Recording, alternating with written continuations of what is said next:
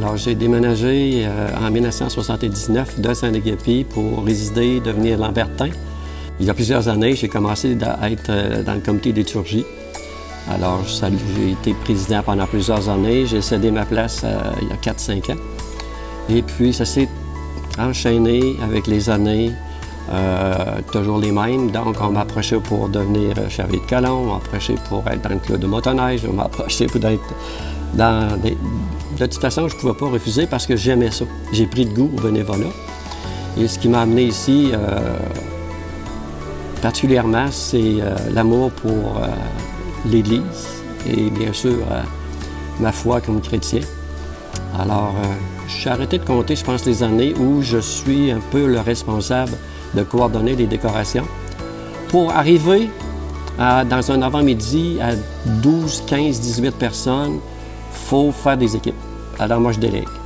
J'ai Mme Thibodeau qui est préposée au sapin depuis de nombreuses années. Je greffe des bénévoles avec elle. Des gars aussi, parce que c'est quand même un arbre imposant puis il est très lourd.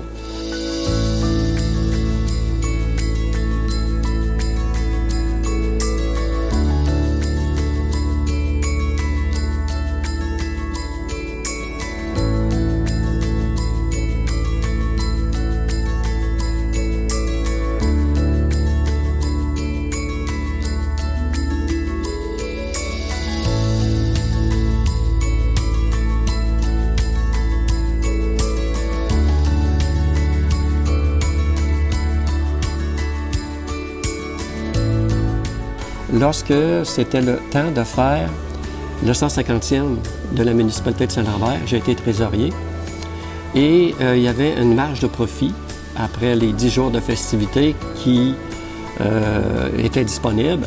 Puis on m'a demandé si j'avais besoin de quelque chose pour l'Église. Alors j'ai été voir les ventes à 50%. Alors, le gros sapin que vous voyez là, il est à 600 $ dans le temps. J'ai payé avec l'argent du Festival de la rentrée, donc un don, un leg. Alors, on a renouvelé, si on veut, pour plusieurs années, le matériel, dont le gros sapin que vous voyez.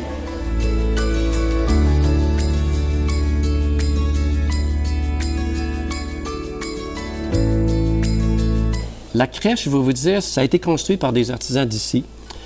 Ça avait remplacé une autre crèche qui était devenue désuète avec les années, l'usure et le transport, le montage et démontage. Et la crèche qui est là, ça doit dater d'au moins 25-30 ans. On a refait la toiture. Maintenant, c'est une peinture permanente. Ça se brise plus. Alors, on la démonte au début janvier, on la remonte fin novembre, début décembre, depuis ce nombre d'années-là.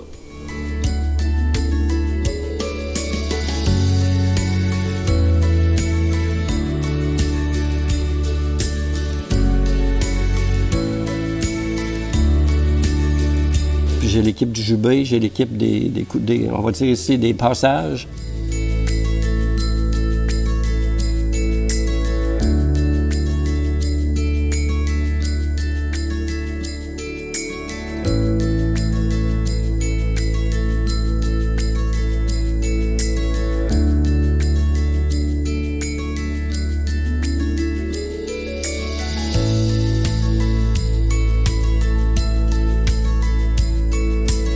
Les banderoles qui sont là, ça, c'est quand c'était des cérémonies gays. Mettons, on va dire Noël, puis tout ça, là, tout. Puis après ça, tu avais d'autres banderoles qui étaient utilisées noires lorsque tu avais des cérémonies funèbres.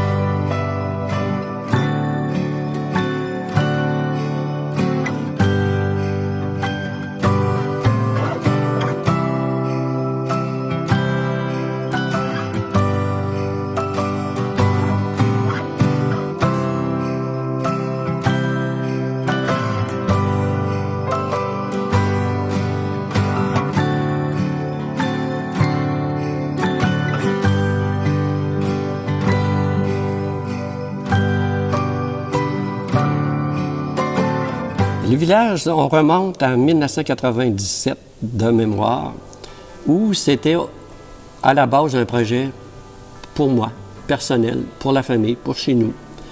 Et puis, je me suis mis avec une feuille de contreplaqué de 4 par 8. Je me suis dit, plus grand que ça ne sera pas plaçable dans aucune pièce de ma résidence.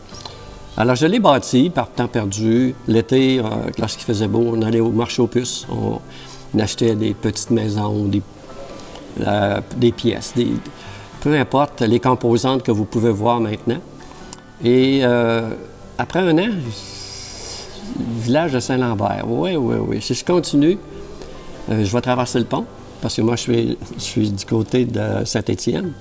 Alors, j'ai continué, j'ai rajouté un autre feuille de 4 par 8, solidifier la construction, il faut que ça soit déménageable. Et construire peut-être, on va dire, le gros du visage, incluant l'église, jusqu'à à peu près l'ancien IGA.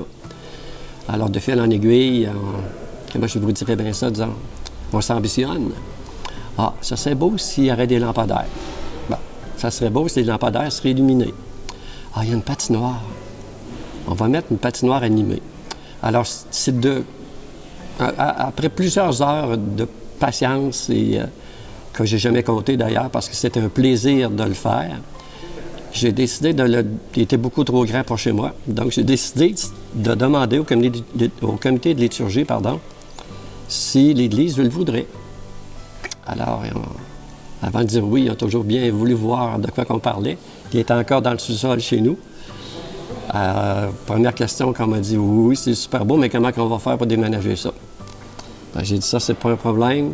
Si vous dites oui, vous voulez l'avoir, je le donne à l'Église, puis advienne que pourra. Si vous voulez l'installer 1 an ou 2, vous verrez bien beau.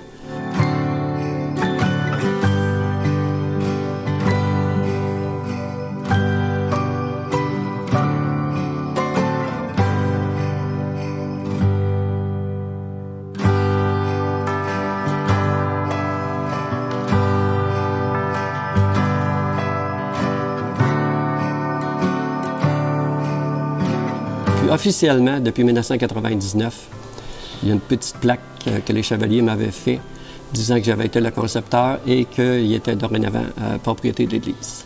Et c'est une famille, les chevaliers de Calon. C'est une belle... L'ordre des chevaliers, c'est près du cœur, ça rend service. Alors, la force de notre ordre, c'est le bénévolat. Premièrement, auprès de l'Église. On assistait les prêtres beaucoup plus dans le passé qu'aujourd'hui. Mais maintenant, mon équipe de bénévoles qui m'aident à construire les décorations que vous voyez, sont fidèles depuis des années. Il y en a qui sont disparus malheureusement.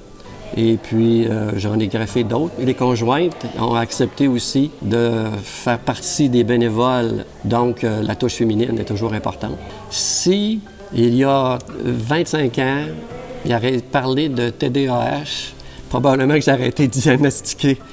Pas de frère ni sœur, famille vieillissante. Mon père est mort, j'avais 7 ans.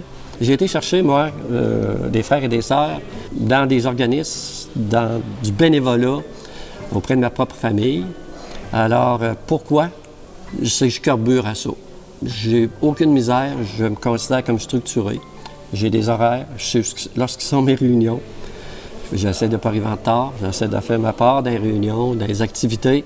Alors, c'est un peu ça. Et surtout, retraité maintenant, c'est une continuité. On se demande des fois comment on travaillait 40-45 heures par semaine. On faisait du bénévolat à travers, on coachait les garçons au baseball, mais tout rentre à leur place lorsque les moments arrivent. Maintenant, je peux dire que j'ai une carrière de bénévole.